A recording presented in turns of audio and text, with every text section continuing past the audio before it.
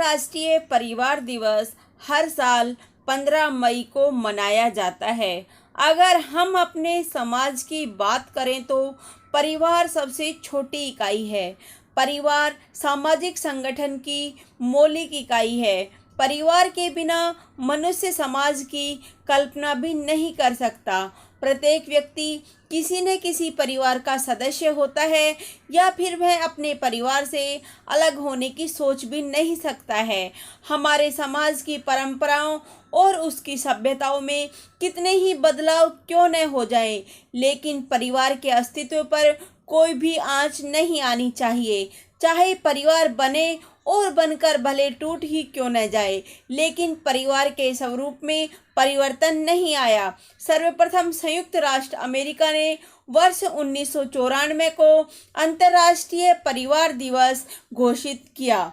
संपूर्ण संसार में लोगों के बीच परिवार की अहमियत बताने के लिए हर साल 15 मई को अंतर्राष्ट्रीय परिवार दिवस मनाया जाता है तथा वर्ष 1995 से यह दिवस प्रतिवर्ष 15 मई को मनाया जा रहा है। परिवार की उपलब्धता को समझाने के लिए विभिन्न कार्यक्रम आयोजित किए जाते हैं। अंतर्राष्ट्रीय परिवार दिवस के दिन के लिए जिस प्रतीक चिन्ह को चुना गया है उसमें हरे रंग के एक गोल घेरे के बीचों बीच एक दिल और घर अंकित किया गया है। इससे स्पष्ट है कि किसी भी समाज का केंद्र परिवार ही होता है। दुनिया भर में इस दिन परिवार के महत्व को बताने के लिए विभिन्न कार्यक्रम किए जाते हैं। परिवार का मतलब होता है जब घर के सभी सदस्यों के बीच प्यार और खुशी है, लेकिन बदलती जीवन शैली और इस भागदौड़ भरी जिंदगी ने परिवार के सदस्यों के बीच प्यार व खुशी को थोड़ा कम कर दिया। इसके कारण सदस्यों के बीच एक दूसरे के प्रति नाराजगी और गुस्सा बढ़ने लगा है। हालांकि आप अपने परिवार के बीच खुशी लाने के लिए कुछ चुनिंदा काम कर सकते हैं जिससे हर सदस्य के चेहरे पर मुस्कान बनी रहे। अकेला रहना घातक। बीते कुछ वर्षों से लोगों के बीच मिलजुल कर रहने की प्रथा में बदलाव आया है।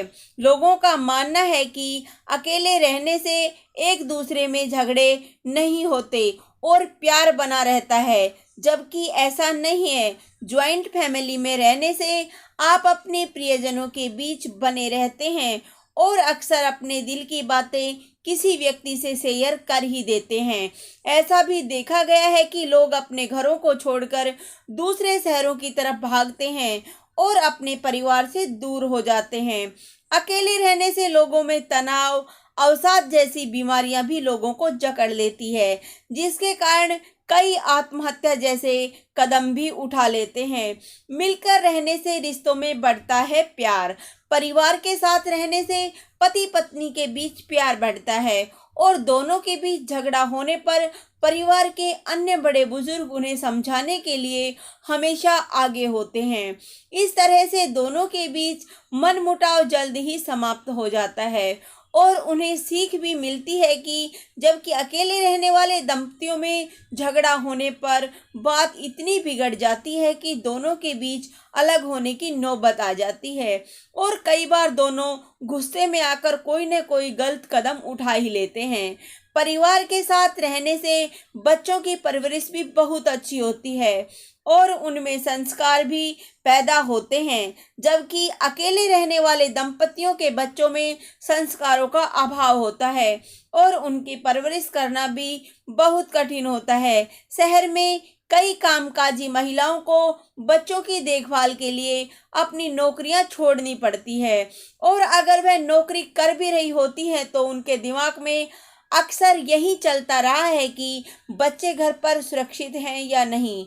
वहीं अगर परिवार में बड़े बुजुर्ग होंगे तो वह बच्चे की देखभाल कर सकेंगे और आप टेंशन फ्री होकर अपना काम कर सकते हैं। बीमार होने पर मिलती है मदद। अक्सर देखा जाता है कि अगर आप परिवार के साथ रहते हैं तो बीमार होने पर आपके भाई बहन व माता पिता कई कामों में आपकी मदद करते हैं, जिससे आपको बेहतर महसूस होने के साथ साथ बीमारी से उबरने में मदद मिलती है।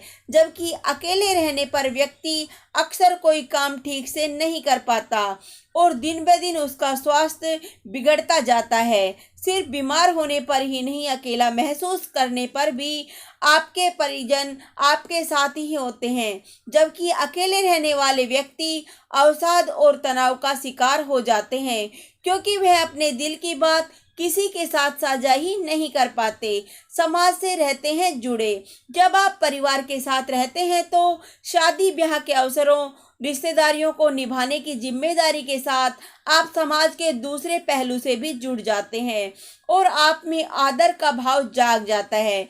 जबकि अकेले रहने वाले लोगों के साथ यही दिक्कत है कि उन्हें ऐसी संगत मिल जाती है कि उनमें बुरी आदतें लग जाती है। अकेले रहने वाले लोग समाज से कट जाते हैं और शराब, धूम्रपान और मादक पदार्थों का प्रयोग करने लगते हैं, जो कि न केवल स्वास्थ्य के लिए जोखिम भरा है बल्कि उनके व्यवहार के लिए भी घातक है। जय हिंद, जय भारत।